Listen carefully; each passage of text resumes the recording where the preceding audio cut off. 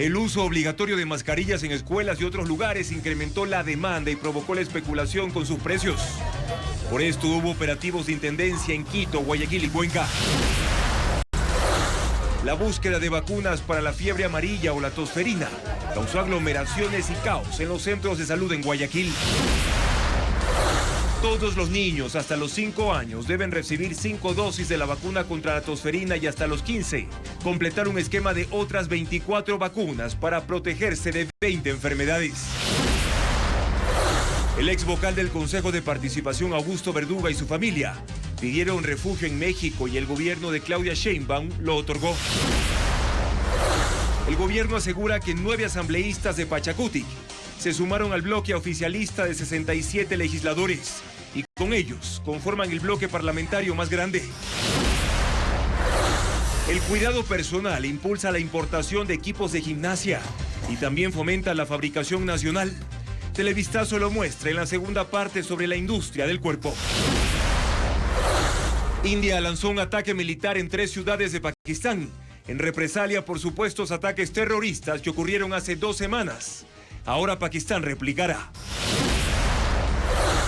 Los 133 cardenales están listos para elegir al nuevo papa y en pocas horas se iniciará el cónclave, donde estarán incomunicados del mundo exterior hasta que salga humo blanco. Los tonos negros y blancos en trajes unisex se impusieron en la alfombra roja de los Met Gala anoche en Nueva York.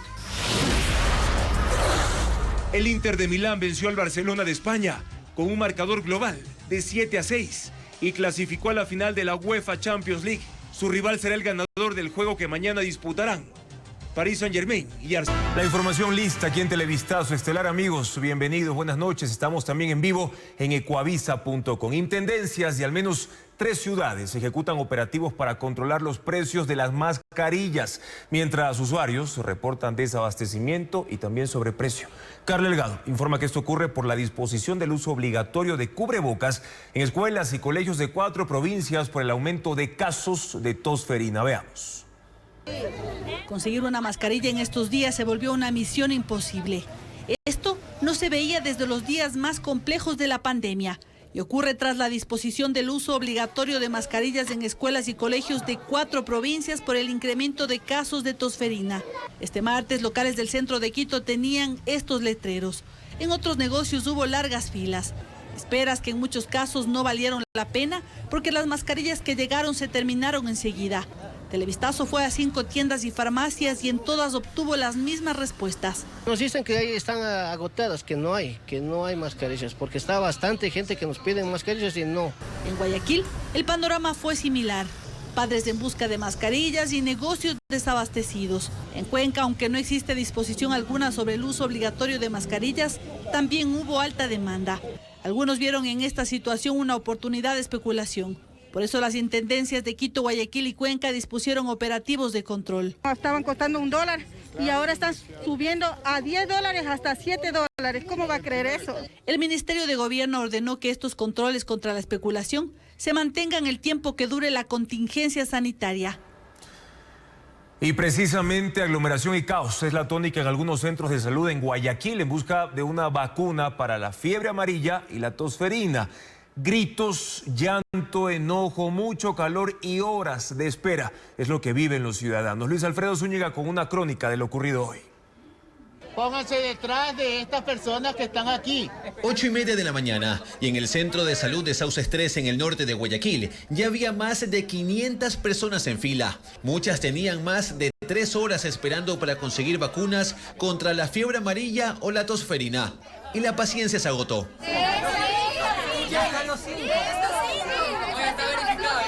A las 9 de la mañana era un caos. Aunque la intención era proteger su salud, lo hacían aglomerados, sin mascarillas o con ellas mal puestas.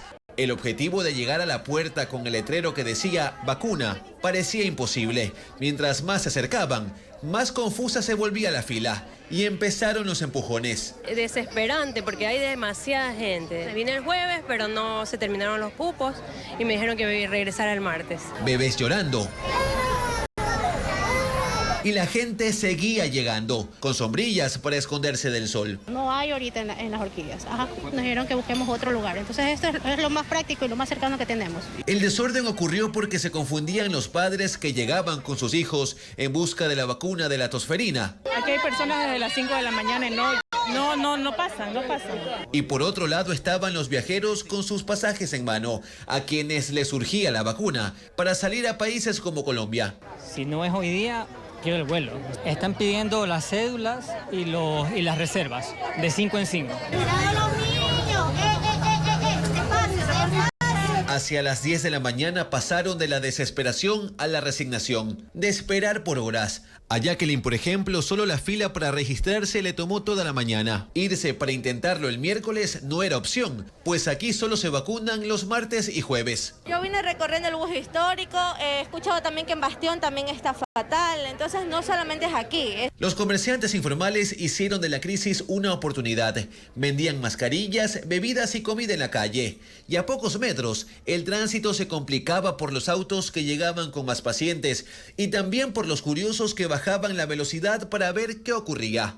En Guayaquil hay 101 centros de salud habilitados, en Durán 9 y en San Borondón 5, cantones que forman la zona 8 de salud. Los horarios y días de atención se encuentran en la página web del Ministerio de Salud. Ecuador e Israel mantendrán la cooperación estratégica en seguridad, defensa e innovación tecnológica. Durante la gira por Medio Oriente, el presidente de la República, Daniel Noboa, se reunió con el primer ministro Benjamín Netanyahu.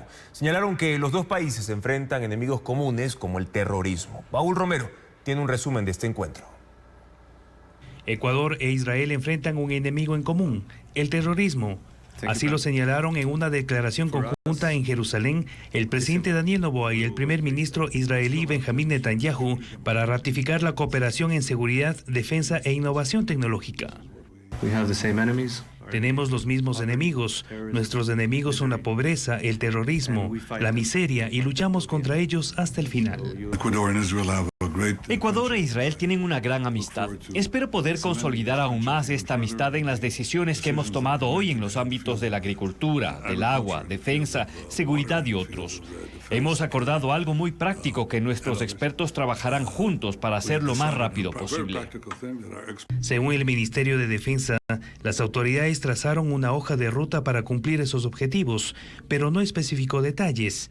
La cooperación se mantiene en capacitación, tecnología, logística para la fuerza pública. En ese encuentro, los dos países retomaron el diálogo para el proyecto de implementación tecnológica para la protección y vigilancia en la frontera norte, según fuentes militares. Un plan que inició el gobierno de Guillermo Lasso, que estuvo muy avanzado, incluso con financiamiento, y que finalmente no se concretó. Incluía monitoreo satelital, seguimiento y vigilancia de personas y mercancías sospechosas, torres de control, ciberdefensa, con una inversión de $700 millones. Israel es uno de los principales proveedores de armas y municiones de las Fuerzas Armadas. En 2022, el ejército compró 5.775 fusiles Arad de última generación y equipos de protección para las unidades de élite por $15 millones, 137 vehículos blindados, 124 David 4x4 y 13 Embombe 6x6 para operaciones militares de seguridad interna por $67 millones. Es indudable que el tema de seguridad primó en ese encuentro bilateral y eso explica la presencia de los responsables de ese frente. El ministro de Defensa, Giancarlo Lofredo, el ministro del Interior, John Reinberg, el director del Centro de Inteligencia Estratégica, Michele Sensi-Contughi, y la canciller Gabriela Sommerfeld.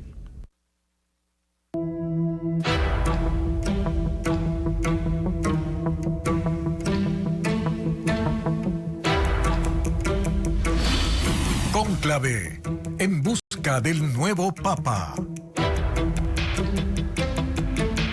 En las horas previas a la elección del Papa en el Vaticano, los cardenales comienzan su ingreso a Casa Santa Marta, que será su lugar de residencia mientras dure el cónclave. Hoy tuvieron la última reunión preparatoria y aunque nada está escrito, algunos creen que para el viernes la Iglesia Católica tendrá un nuevo líder. Reporta Pedro Jiménez. En el Vaticano hay un ambiente de expectativa cada vez mayor. Visitantes de todo el mundo llenan los sitios turísticos y los cardenales que participarán en el cónclave tuvieron esta mañana una última reunión previa en la 12ª congregación que los ha convocado desde la muerte del Papa Francisco. El portavoz del Vaticano señaló que han discutido sobre la necesidad de mantener reformas iniciadas por Francisco respecto de la curia romana, los abusos sexuales, temas económicos y también sobre cómo debe ser el nuevo pontífice. Que sea un pastor en la iglesia, conectado a la gente y a estos tiempos de guerras y desorden en el mundo. Tanto así que hicieron un llamado al cese al fuego permanente en Ucrania y en Medio Oriente. Emitieron un comunicado pidiendo rezar por la paz, lamentando que a pesar de tantos esfuerzos diplomáticos no se hayan concretado procesos pacificadores y que más bien los ataques se hayan intensificado, teniendo la población civil como víctima. Desde hoy y hasta el miércoles por la mañana hacen su registro en Casa Santa Marta y el edificio anexo en el que se hospedarán durante los días del cónclave. Son también las últimas horas en las que podrán expresarse públicamente en sus redes sociales o ante las inquietudes de la prensa sobre esta elección. Esperen y verán, un poco de paciencia, decía el cardenal italiano Mario Cenari. José Luis Rueda de Colombia anticipa un cónclave de pocos días. ¿Será breve? ¿Sí? ¿Han surgido nuevas personas interesantes que no conocían antes? Sí, se ha enriquecido la baraja de posibilidades. Desde mañana estarán incomunicados, nada de celulares ni contacto con el mundo exterior. No solo ellos, sino todo el personal y funcionarios que tengan algo que ver con el cónclave, incluso personal de servicio. Han jurado mantener todo en secreto y para siempre. Pero además, el Vaticano cortará las señales de teléfonos móviles e internet. Un apagón digital hasta que salga humo blanco. Y en el Vaticano los cardenales ya están listos para el inicio del cónclave que empezará en apenas unas horas. Antes de ingresar, el cardenal ecuatoriano Luis Cabrera conversó con Ecuavisa sobre lo que la Iglesia y los católicos esperan del nuevo pontífice. Maravilloso. Para Monseñor Cabrera es la primera vez en un cónclave. Hay un ambiente de mucha serenidad, de mucha cordialidad. Los días previos, los de preparación, le han servido para conocer a sus pares, para hablar con otros cardenales y para empezar a perfilar lo de fondo, las características de un nuevo papa. Se pretende a veces encasillar si de izquierda, si de derecha, si conservador, si progresista, si tradicionalista, si reformador. Y vemos que son categorías respetables, por supuesto, pero que nosotros vamos más allá, es el Evangelio. Y entonces habla de una especie de dualidad, encontrar un papa que se apegue a los preceptos más sólidos de la Iglesia, pero que encuentre formas de guiar al catolicismo en estos tiempos. Para proponer el Evangelio de otras maneras, de tal manera que las personas que nos escuchan puedan entrar en un diálogo. De hecho, la palabra diálogo es la que quizás más ha resaltado. Entendiéndose por diálogo una apertura a los que no califican en la categoría de tradicional. Las personas de diferentes tendencias, no solamente religiosas, sino sociales, políticas, culturales. Entonces yo creo que por ahí va delineándose esa persona que al final continúa con ese camino, en ese camino que Papa Francisco nos ha abierto. Monseñor Cabrera revela que los cardenales han conversado incluso hasta de redes sociales, de lo que él llama un nuevo lenguaje. ¿Cómo utilizar estos medios de alta tecnología para que el Evangelio pueda llegar sobre todo a las nuevas generaciones? Esas generaciones que a lo mejor no saben más que de este lenguaje, que ya lo conocen y que quizás nosotros por tradición, por edad, a lo mejor estamos al margen. Está previsto que el cónclave comience el miércoles 7 de mayo, 4:30 de la tarde. La tierra continúa desplazándose en Pacha, en el norte de Cuenca. Las grietas profundas se acercan cada vez más a zonas habitadas. Las lluvias no han dado tregua y el riesgo se extiende también a 3 comunidades. La emergencia se agrava en la parroquia Pacha, al noreste de Cuenca, por un movimiento de masas que avanza desde las faldas de esta montaña, arrastrando tierra y abriendo grietas. Las lluvias constantes han acelerado su desplazamiento hacia viviendas y terrenos. Este martes, tras un sobrevuelo con drones, técnicos de la Secretaría de Gestión de Riesgos del municipio y la prefectura determinaron que al menos 18 hectáreas se encuentran dentro del polígono de riesgo.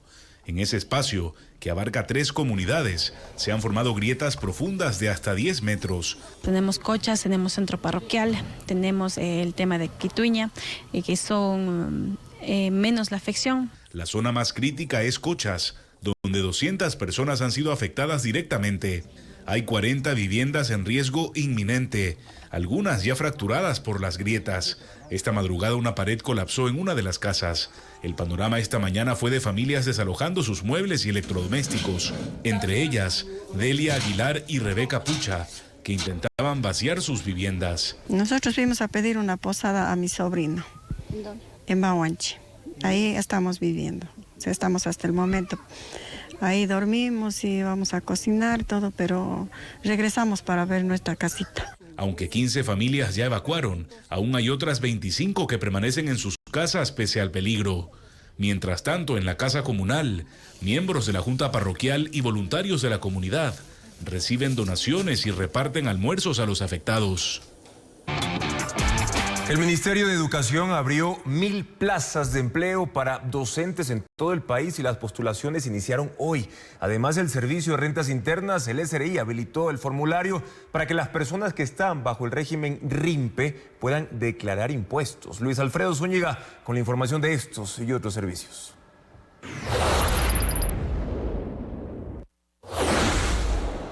El Ministerio de Educación abrió desde este martes las inscripciones para contratar a 1.000 docentes en las especialidades de bachillerato técnico e inglés. La selección se hará mediante un concurso de méritos y oposición, al que pueden postular maestros que ya consten en el registro de aptos, es decir, que hayan aprobado las evaluaciones de conocimiento, personalidad y otras que realizó el Ministerio. Para inscribirse deben ingresar a la página web de la Cartera de Educación hasta el 13 de mayo, donde encontrarán las bases del concurso y los pasos a seguir. Los resultados se conocerán a partir del 16 de junio.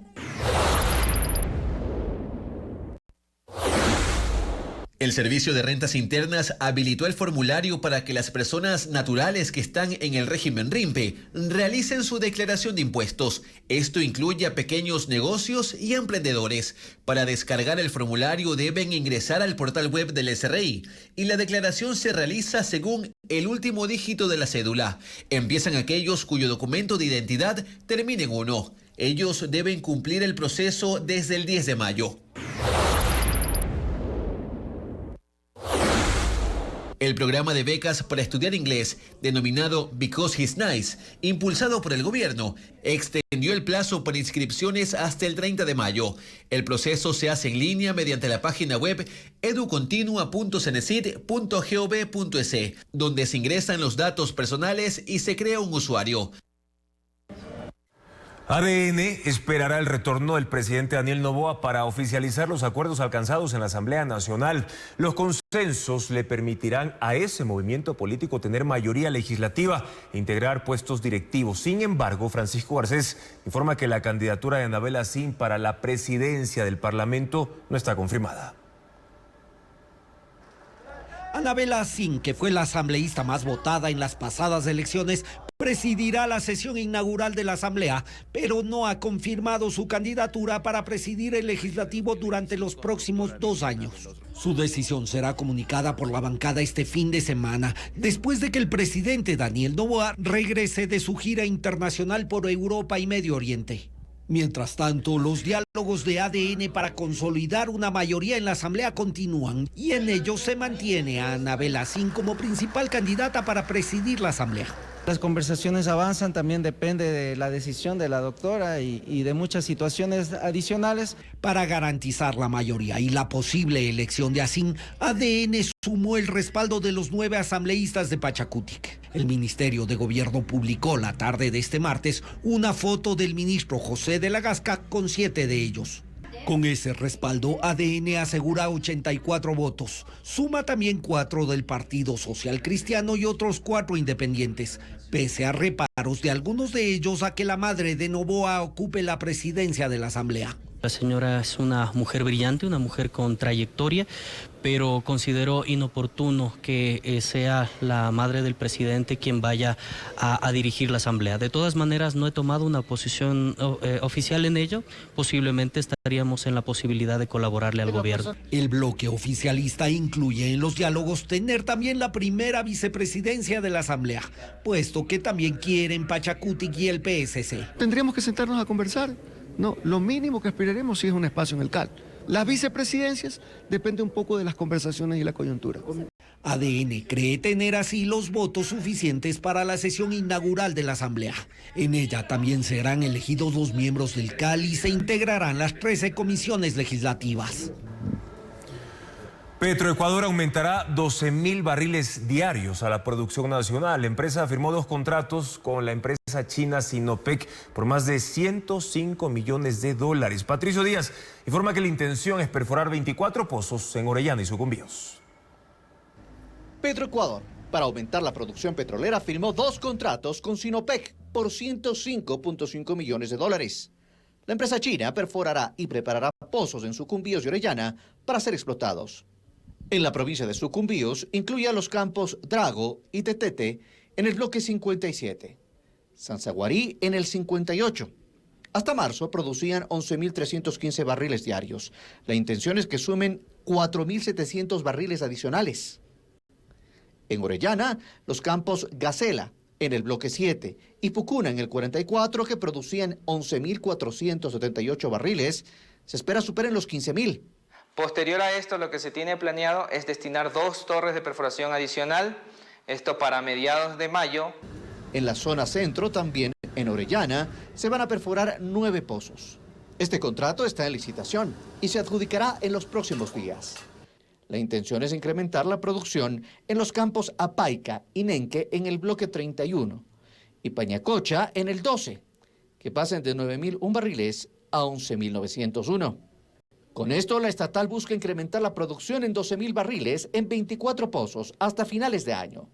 Pero también el plan de Petroecuador incluye Sacha. Una vez que tenemos de vuelta el campo Sacha, dedicar o destinar 2 taladros para que vaya a ese bloque específico y a su vez este estaría entrando un poco posterior al ingreso de los primeros campos. Actualmente, Ecuador produce más de 417.000 barriles diarios. Petroecuador, 373.480. Y las compañías privadas, más de 97.000. Sin embargo, en el primer trimestre del año, la estatal petrolera redujo su producción en un 6.2% respecto del mismo periodo de 2024.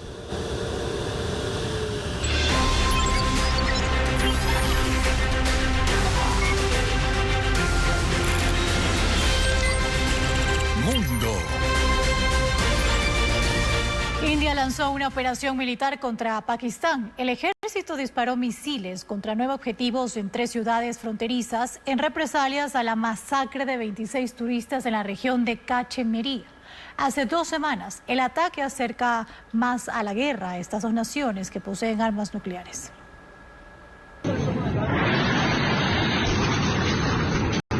India llamó a su ataque contra Pakistán Operación Síndor. Disparó misiles contra 3 ciudades fronterizas, 2 de ellas en Cachemira, un territorio en disputa. El ejército indio dijo que atacó infraestructura terrorista desde donde habían dirigido atentados en su contra. Pakistán asegura que los objetivos fueron civiles, incluyendo 2 mezquitas. Cerró el espacio aéreo, declaró estado de emergencia y prometió una respuesta contundente ante el acto de guerra. Las tensiones entre ambos países se intensificaron desde el 22 de abril, después de que pistoleros abrieran fuego contra turistas en la región de Cachemira, administrada por India, matando a 26 personas.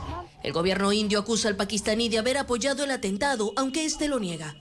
La situación ha escalado con enfrentamientos entre soldados y ahora con ataques aéreos en una zona de décadas de conflicto. Cachemira es una región montañosa al sur del sistema de los Himalayas, disputada por India y Pakistán desde 1947, cuando dejó de ser un territorio independiente y fue dividido entre los 2 países, provocando la primera gran guerra por su control total.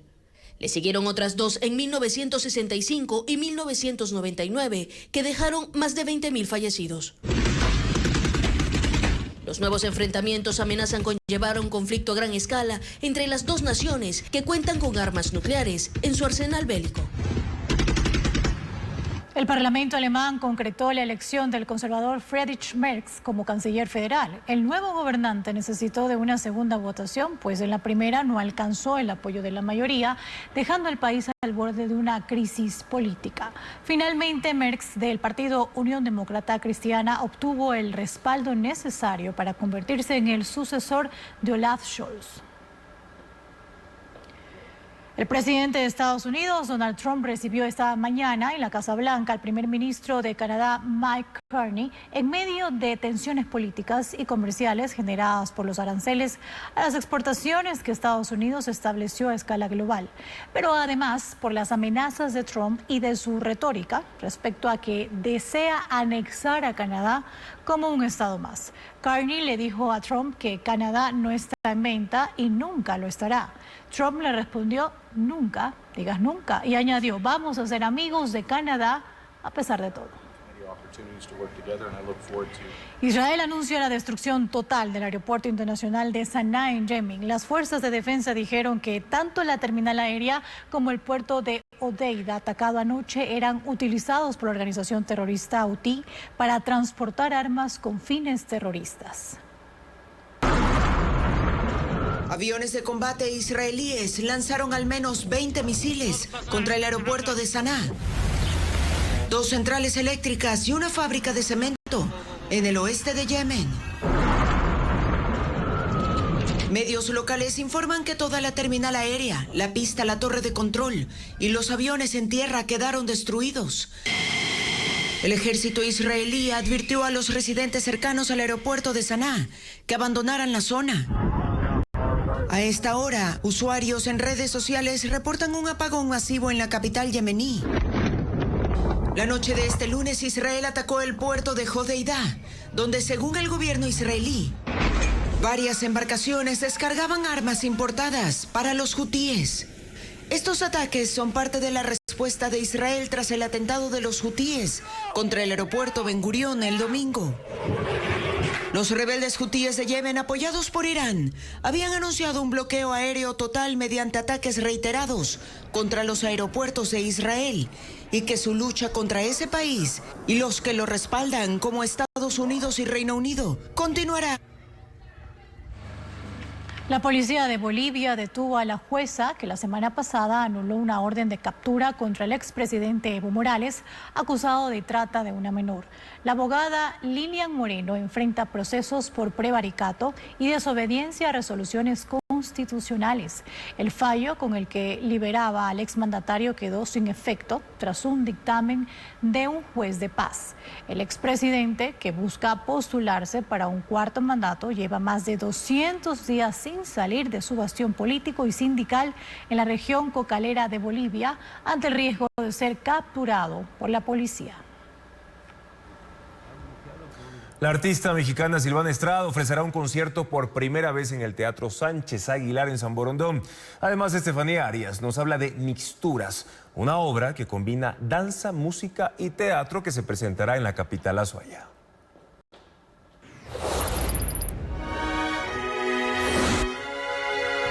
Una obra que invita al público a seguir a los bailarines por caminos que se bifurcan, se entrecruzan y se reencuentran, y en la que se presencian historias de amor y desamor. Retratos móviles, una propuesta inmersiva que se presentará en la Casa Sino Fabiani en Guayaquil, interpretada por 11 artistas y dirigida por Max McClure. Las funciones serán del 8 al 11 y del 15 al 18 de mayo a las 19 horas. Y los barcos que se queden donde estén. La ganadora del Latin Grammy como Mejor Artista Nuevo en 2022 llega por primera vez a Guayaquil. La artista mexicana Silvana Estrada ofrecerá un concierto en el Teatro Sánchez Aguilar en San Borondón. No fue verdad, quise jugar. El espectáculo será el sábado 10 a las 20 horas.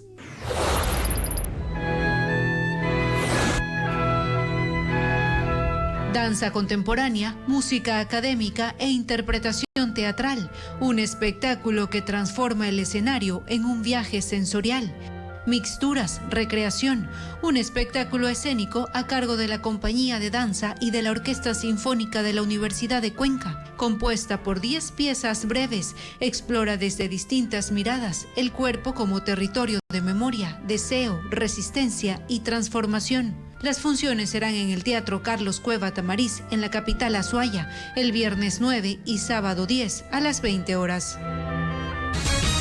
La jueza Daniela Camacho dictó prisión preventiva en contra de Augusto Verduga, procesado en el caso Ligados. El ex consejero de Participación Ciudadana está prófugo en México, país que ya le otorgó refugio, informa Jacqueline Rodas.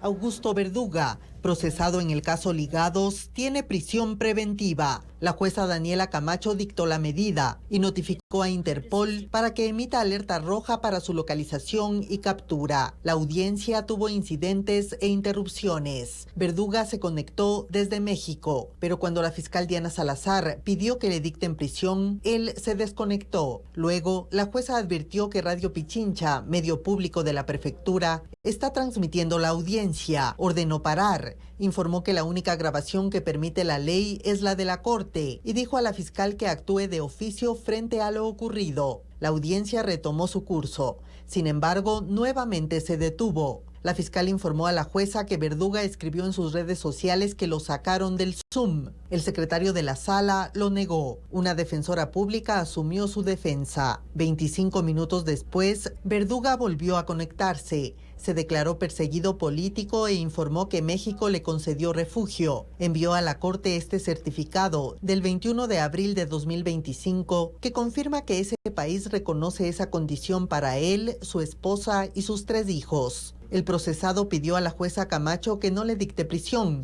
que le permita cumplir la presentación periódica en la Embajada de Suiza en México o que le ingresen al sistema de protección de víctimas porque su vida corre peligro. La jueza le preguntó si está dispuesto a volver a Ecuador para que le hagan el informe de riesgo. Él respondió que no. La fiscal recordó que el imputado está prófugo. Dijo que salió del país del 24 de enero luego del allanamiento a su oficina porque sabía que el contenido de sus teléfonos incautados lo comprometía. El exconsejero de Participación Augusto Verduga es procesado por asociación ilícita. Ese delito no permite que sea juzgado en ausencia. Si el caso Ligados avanza, para él quedará suspendido mientras no regrese al país.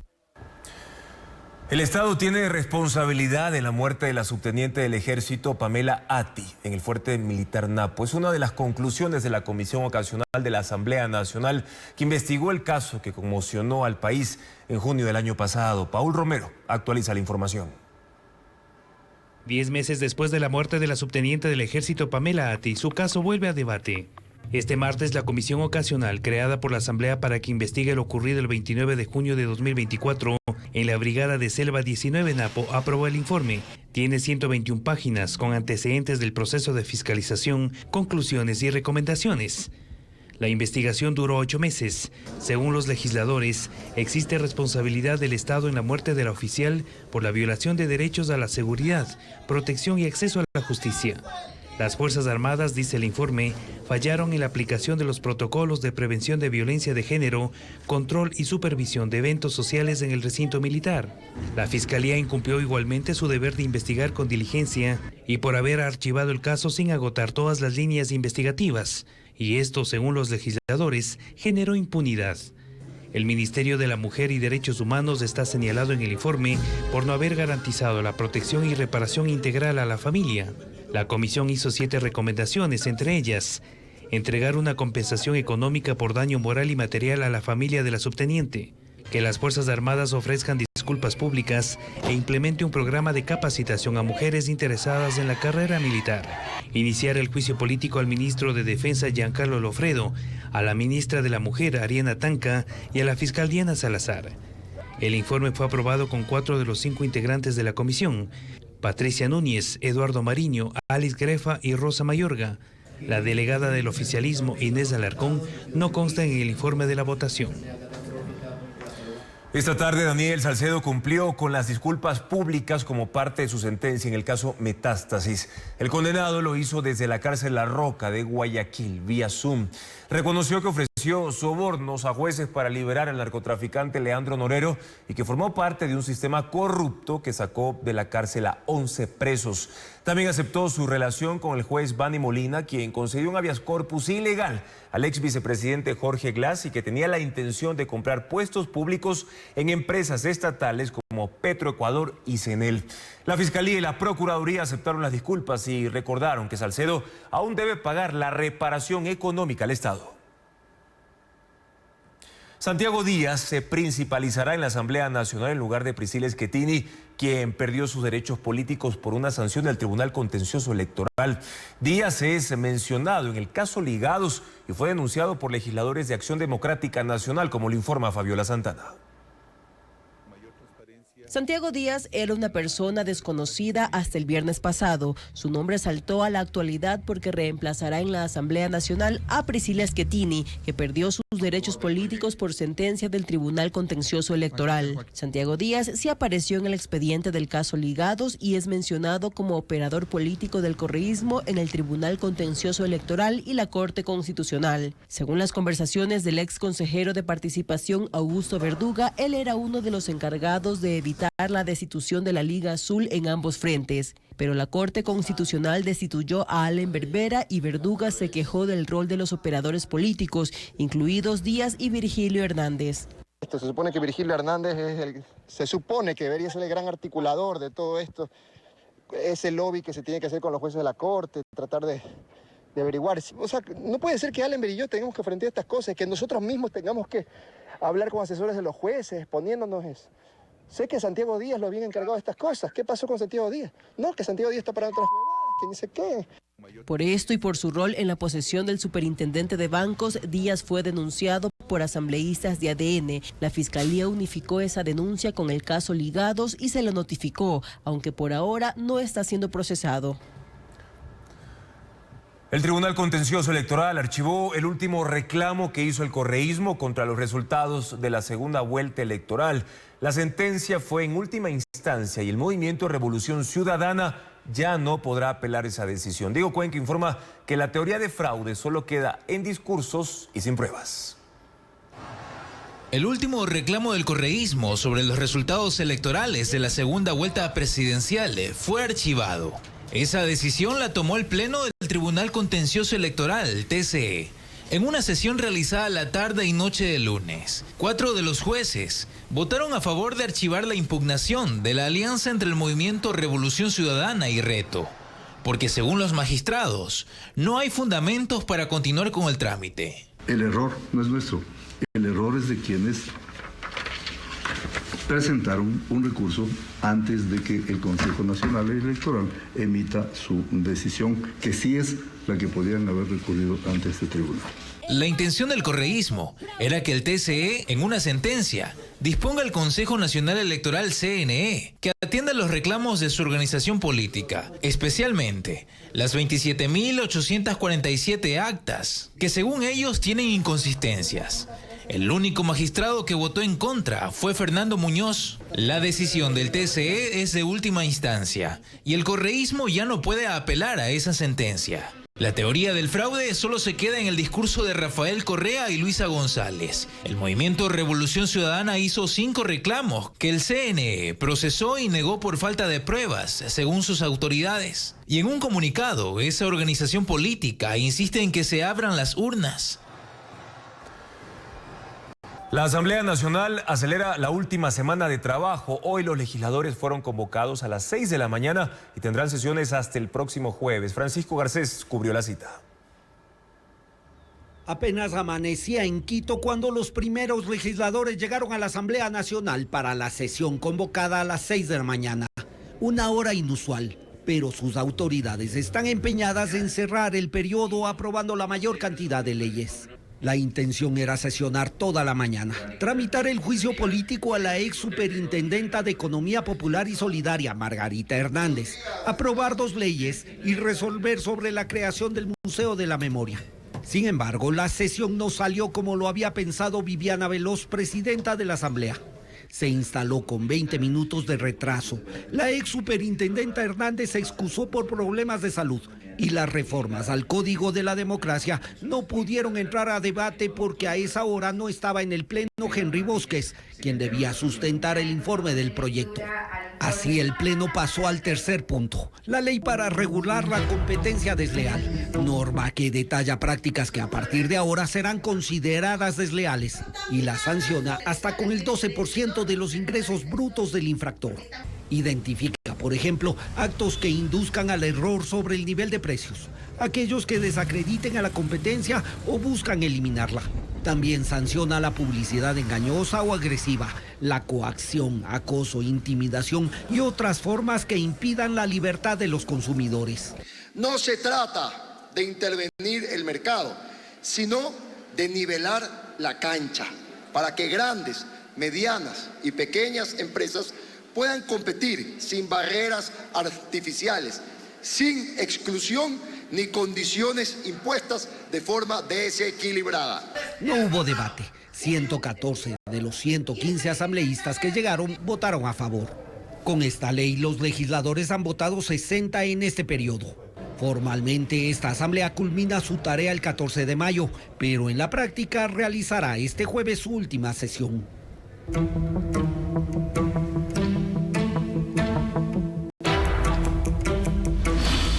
Cónclave, en busca del nuevo Papa. El cónclave tiene estrictas normas y protocolos para la elección del Papa. María Cecilia Largacha describe este evento que se realiza en la Capilla Sixtina y reúne a 133 cardenales, porque 2 estarán ausentes. Esta capilla, la Capilla Sixtina, es por estos días el centro del catolicismo mundial. Ubicada en el Palacio Apostólico en Ciudad del Vaticano, será el lugar en donde 133 cardenales elegirán al nuevo Papa. Poco antes de que inicie el cónclave, esta capilla será exhaustivamente revisada para garantizar que no haya micrófonos ocultos o aparatos de transmisión. Se instalarán bloqueadores de señal y solo entonces se dará luz verde para el ingreso de los cardenales. Habrá mesas y sillas dispuestas a cada lado de la capilla, todas hechas de madera y con el nombre de cada cardenal grabado en el respaldar. En el centro de la capilla, un atril sosteniendo una Biblia abierta recibirá a los cardenales que llegarán en procesión. Al entrar, los cardenales se acercarán a la Biblia y recitarán sobre ella un juramento que los compromete a guardar silencio sobre todo lo que ocurra durante el cónclave. Una vez que las puertas se cierren, el contacto con el mundo exterior quedará interrumpido y comenzará la votación.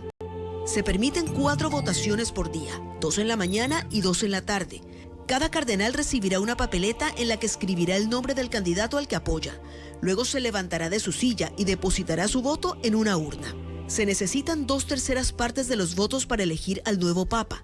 Si no se obtiene un consenso, las votaciones, 4 por día, seguirán repitiéndose indefinidamente.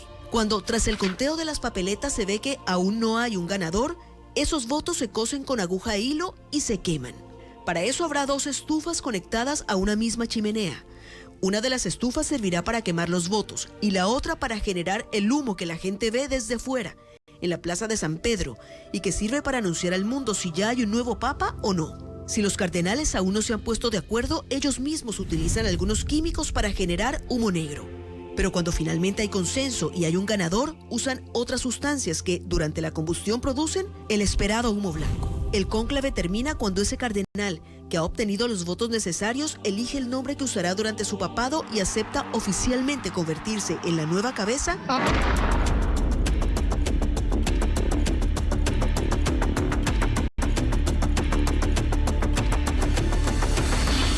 Vacunas, escudos para la vida.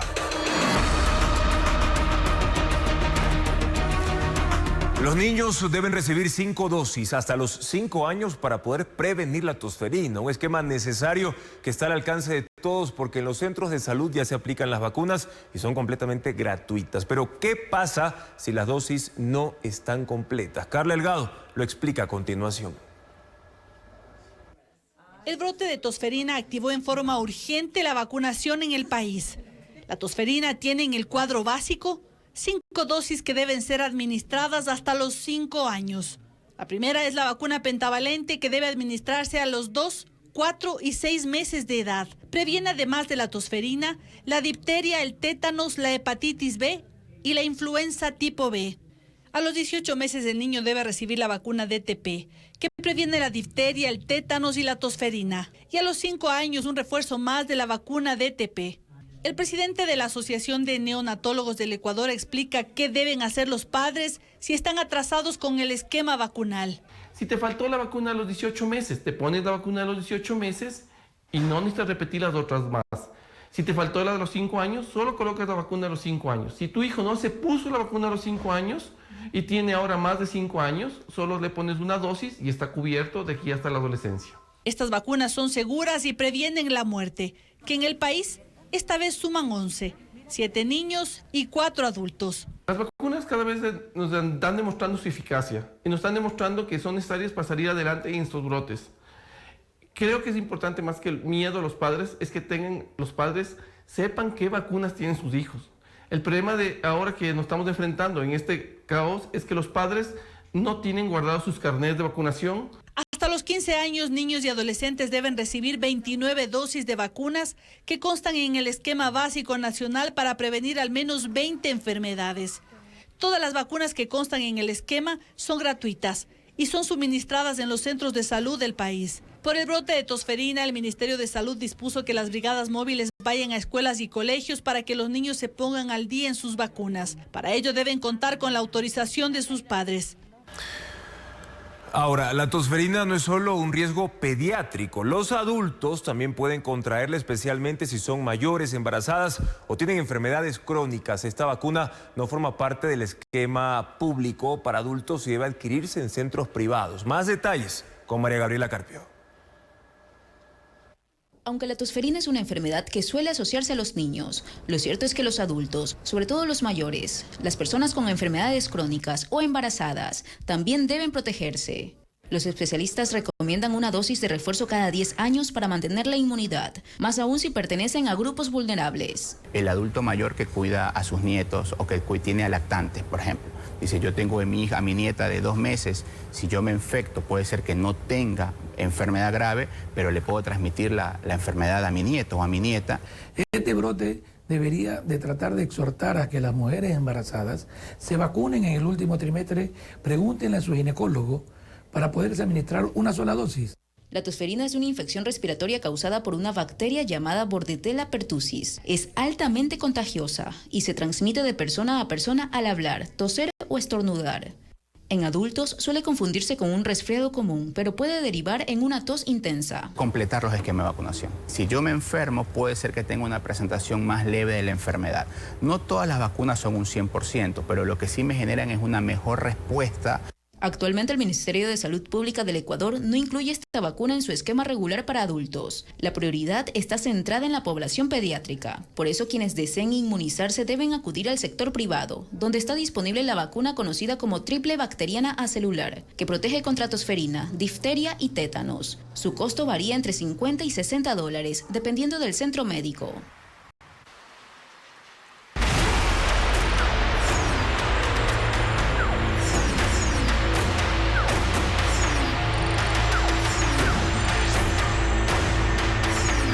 Gimnasios, boom del autocuidado.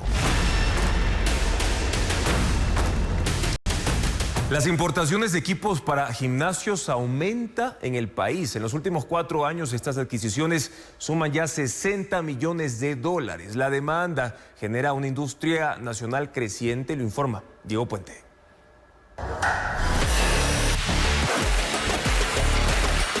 Y mañana en una tercera entrega de esta serie sobre la industria, el cuidado del cuerpo, Televistazo va a mostrar cómo esta cultura ha impulsado el surgimiento de nuevas profesiones. Y en otros temas, se espera que hasta finalizar este mes el Fondo Monetario Internacional avale el cumplimiento de las metas de diciembre del 2024 y pueda desembolsar $400 millones.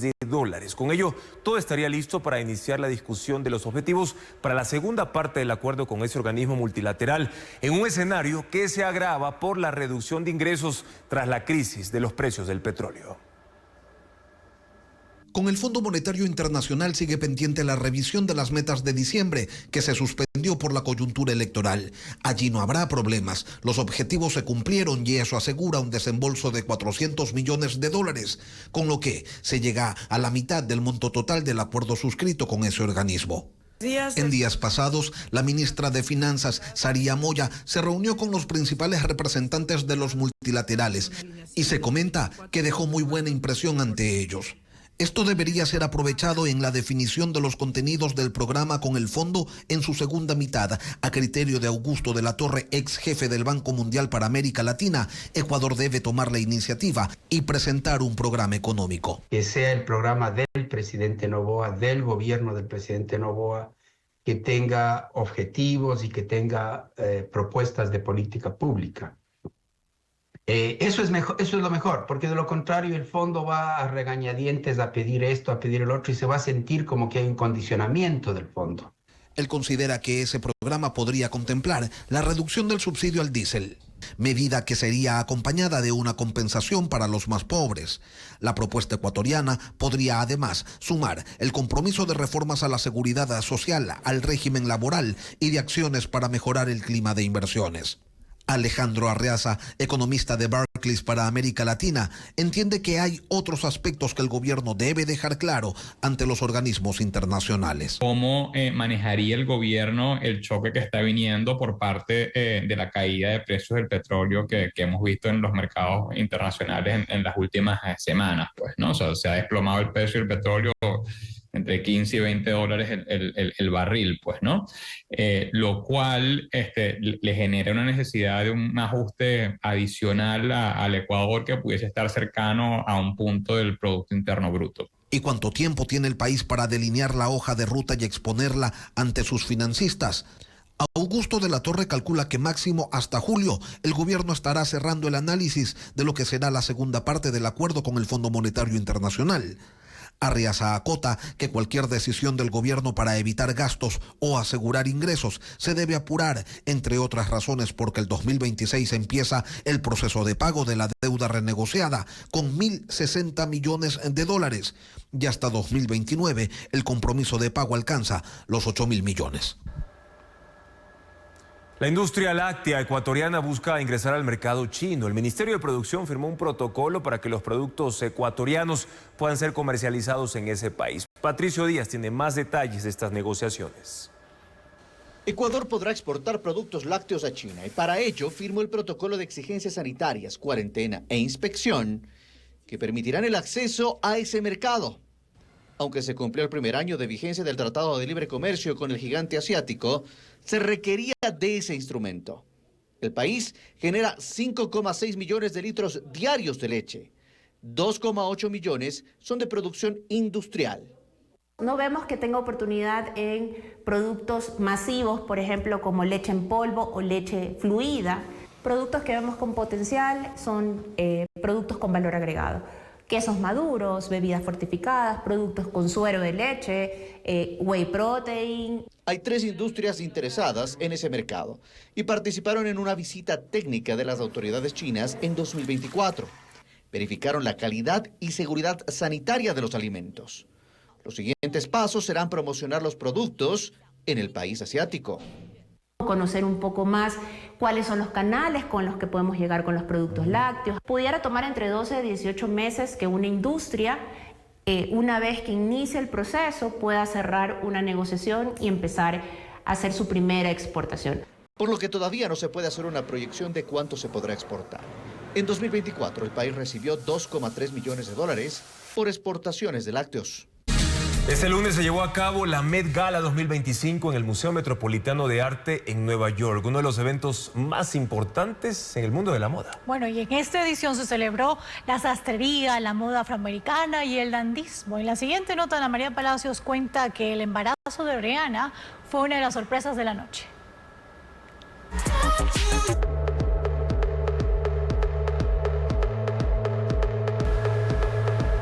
Y el esmeraldeño Yombriel es tendencia en YouTube tras el lanzamiento de una nueva canción. Además, este viernes se realizará un concierto por el Día de la Madre en el Ágora de la Casa de la Cultura en Quito. ¿Quiénes van a estar en el escenario? Ya se lo contamos a continuación.